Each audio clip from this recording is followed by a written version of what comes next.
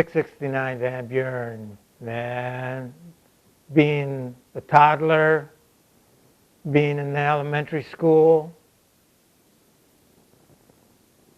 that house, those scenes, those parties for the Yitonya, the people streaming in with flowers and their children dressed to the nines. The guys, they might worked in the mill, but they was clean. The way they open housed for the community is a poor word for it, but that's the English translation. Their graciousness, their dedication to those less fortunate, and their drive to be productive, to excel. And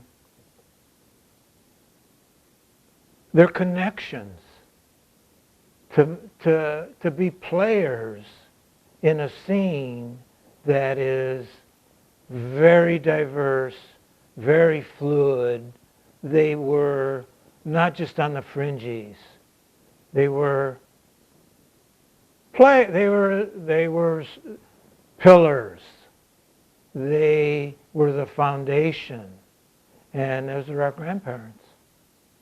And the Carayanis, their in-laws, and what they put together, starting from scratch, what they put together that we're all recipients of.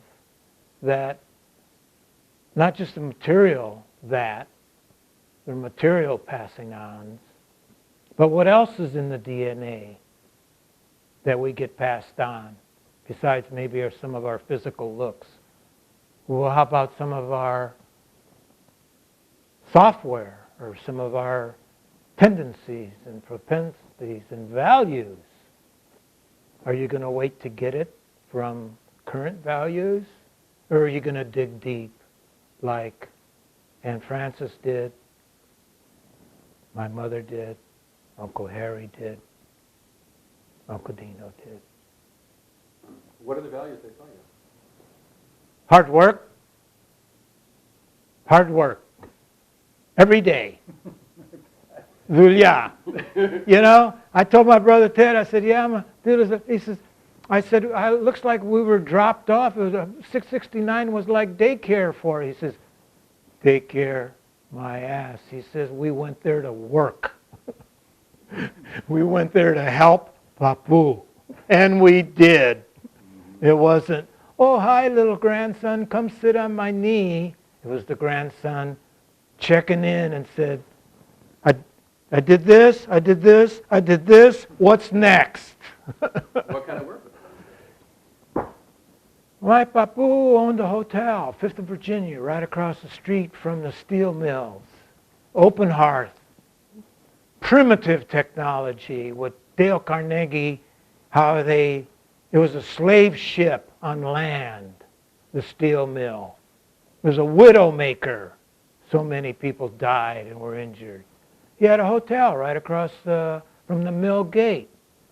And it was a 3-story building. Downstairs was the tavern, then it was the lobby, then it was a restaurant, it was a beauty shop, barber shop, pool room.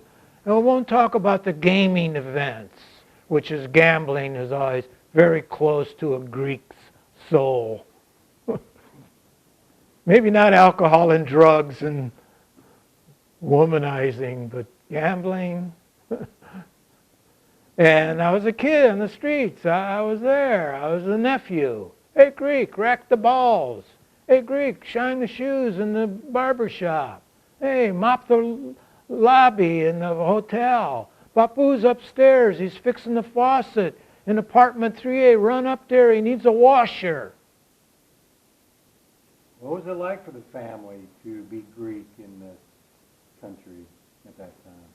Well, you got to understand, in Greece at that time, the 1900s, 1920s, with the rebetiko music was a complete disaster. It was a war zone. It was like the South when General Sherman marched to the sea. And A lot of poor people came here, but also a lot of people that had a few bucks over there that they saw was getting torched. They brought it here, and they invested it. As a kid, riding a trolley in downtown Gary, the architecture was fantastic.